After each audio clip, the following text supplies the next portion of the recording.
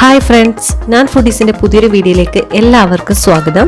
ഇന്ന് ഞാൻ വന്നിരിക്കുന്നത് പയർ തോരനുമായിട്ടാണ്. ഈ പയർ ഞാൻ സാധാരണ തോരൻ വെക്കുന്ന പോലെയല്ല, തേങ്ങ ഒതുക്കിയാണ് തോരൻ വെച്ചേക്കുന്നത്. അപ്പോൾ ഇതെങ്ങനെയാണ് ചെയ്തതെന്ന് ഞാൻ നിങ്ങൾക്ക് പറഞ്ഞുതരാം. അപ്പോൾ നമുക്ക് വീഡിയോയിലേക്ക് പോവാം.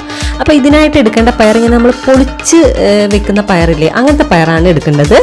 കുറച്ച് മണിയൊക്കെ വേണം. അപ്പം അത് ഞാൻ ക്ലീൻ ചെയ്തെടുത്തിട്ടുണ്ട്. ഇങ്ങനെ ഒടിച്ച് ഇതേപോലെ കുറച്ച് അധികം മുക്കാത്തത് ഇങ്ങനെ ഒടിച്ചെടുത്തിട്ടുണ്ട്, അല്ലാത്തത് പൊളിച്ചെടുത്തിട്ടുണ്ട്. അപ്പോൾ ഇതേപോലെ ഞാൻ എടുത്തിട്ടുണ്ട്. ഇത് നമുക്ക് ചട്ടിയിലേക്ക് ഇട്ട് കൊടുക്കാം. എന്നിട്ട് വേവാൻ ആവശ്യമുള്ള വെള്ളം കൂടെ ഒഴിച്ചു കൊടുക്കാം.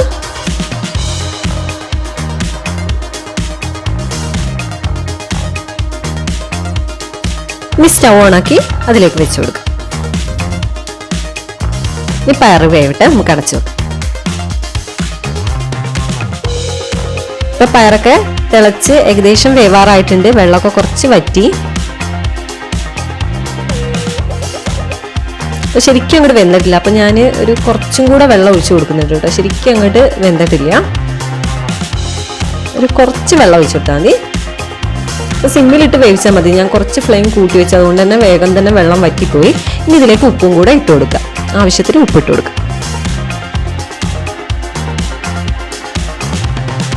എന്നിട്ട് നമുക്ക് അടച്ചു വെച്ച് വേവിക്കാം. അപ്പോൾ ആ സമയം കൊണ്ട് നമുക്ക് ഇതിലേക്ക് വേണ്ട തേങ്ങ ഒതുക്കിയെടുക്കാം. അപ്പോൾ കുറച്ച് തേങ്ങ മതി, കുറച്ച് പയറേ ഉള്ളൂ. അപ്പോൾ അതിലേക്ക് ഒരു പച്ചമുളക് ഇട്ട് കൊടുക്കുക. പിന്നെ ഒരു 2 അല്ലി വെളുത്തുള്ളി, പിന്നെ കുറച്ച് മഞ്ഞൾപ്പൊടി, പിന്നെ ഒരു 1/2 ടീസ്പൂൺ ചെറിയ ജീരകം.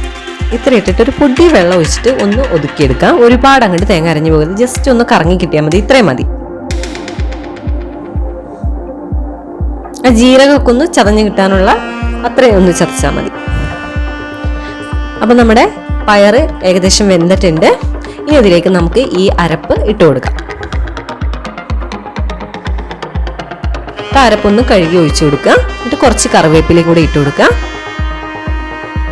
എന്നിട്ട് അടച്ചു വെച്ച് കുറച്ചു നേരം കുക്ക് ചെയ്യുക. അരപ്പിന്റെ പച്ചമണമൊക്കെ ഒന്ന് പോകണം. അപ്പം ഞാൻ മൂടിയൊക്കെ തുറന്നിട്ടുണ്ട്. അപ്പം അരപ്പിന്റെ ആ പച്ച ടേസ്റ്റൊക്കെ മാറിയിട്ടുണ്ട്. ഇനി നന്നായിട്ട് മിക്സ് ചെയ്ത് കൊടുക്കുക. ഇതിൽ കുറച്ച് വെള്ളം കൂടെ ഉണ്ട്, അതൊക്കെ ഒന്ന് വറ്റി വരണം. അപ്പം വെള്ളമൊക്കെ വറ്റിയിട്ടുണ്ട്. ഇനി ഇതിലേക്ക് നമുക്ക് വറവിട്ട് കൊടുക്കണം. അതിനായിട്ട് കുറച്ച് വെളിച്ചെണ്ണ ഒഴിക്കുക. വെളിച്ചെണ്ണ ചൂടായിട്ട് അതിലേക്ക് കടുകിട്ട് കൊടുക്കുക. കടുകെല്ലാം പൊട്ടിയിട്ട് നമുക്കിതിൽ പയറിലേക്ക് ഒഴിച്ചു കൊടുക്കാം. അപ്പം നമ്മുടെ പയർ ഒതുക്കിയത് റെഡി ആയിട്ടുണ്ട്.